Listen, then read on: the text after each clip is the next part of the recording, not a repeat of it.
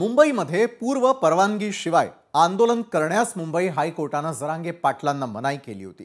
तरी देखील जरांगे पाटील मुंबईमध्ये आंदोलन करण्याच्या भूमिकेवरती ठाम होते आणि मग अशातच मुंबई पोलिसांनी त्यांना आंदोलनासाठी परवानगी दिली।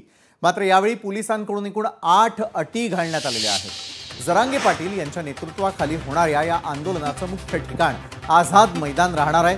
पोलिसांनी अधिकृत परवानगी दिल्यामुळे आंदोलनाच्या तयारीला आता गती आलेली असून मोठ्या संख्येने समर्थक हे मुंबईत दाखल होण्याची शक्यता निर्माण झालेली आहे। दरम्यान कायदा आणि सुव्यवस्था सुरळीत राखण्यासाठी प्रशासनाकडून विशेष उपाययोजना राबवण्यात येत आहेत। तिकडे जरांगे पाटलांनी आपल्या आंदोलकांना संयम बाळगण्याचं आणि शिस्तीने आंदोलन करण्याचं आवाहन केलेलं आहे। तसंच आंदोलनासाठी परवानगी दिल्यानं सरकारचं कौतुक करतायत असं देखील जरांगेंनी म्हटलंय। दरम्यान एका अटीवर जरांगेंना मात्र आक्षेप आहे। ती अट कोणती आहे ते पाहण्याआधी पोलिसांनी घातलेल्या 8ही अटी नेमक्या कोणत्या आहेत त्यावर आपण एक नजर टाकणार आहोत।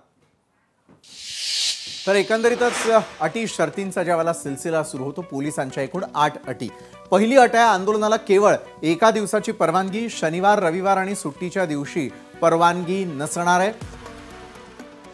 दुसरी अट आहे ठराविक वाहनांना प्रवेश मिळेल, वाडी बंदरापर्यंतच सर्वजण येऊ शकतील, 7000 चौरस मीटर जागा, 5000 आंदोलकांसाठी, यात इतर आंदोलनकर्त्यांचा देखील समावेश आहे, ही तिसरी अट। चौथ्या अटीकडे आपण वळणार आहोत। एकूण 8 अटी सांगण्यात आलेल्या आहेत। ठरवलेल्या क्षेत्राबाहेर मोर्चा काढण्यास मनाई घालण्यात आलेली आहे।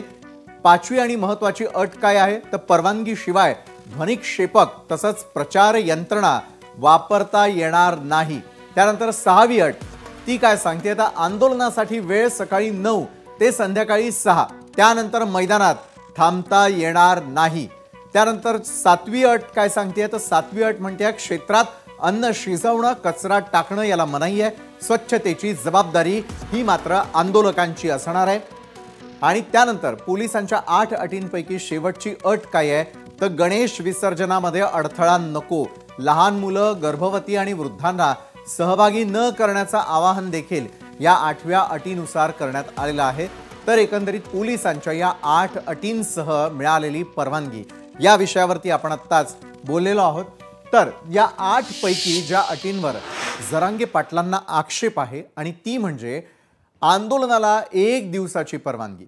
आंदोलनाला एका दिवसाची परवानगी म्हणजे चेष्टा असल्याचं जरांगे पाटलांचं म्हणणं आहे आणि त्यामुळे आमच्या मागण्या मान्य होईपर्यंत आम्हाला आंदोलन करण्याची परवानगी देण्यात यावी अशी विनंती जरांगे पाटलांनी केली आहे। तसंच कायद्याचं पालन करत नियमांमध्ये आंदोलन करणार असल्याचंही जरांगेंनी स्पष्ट केलेलं आहे।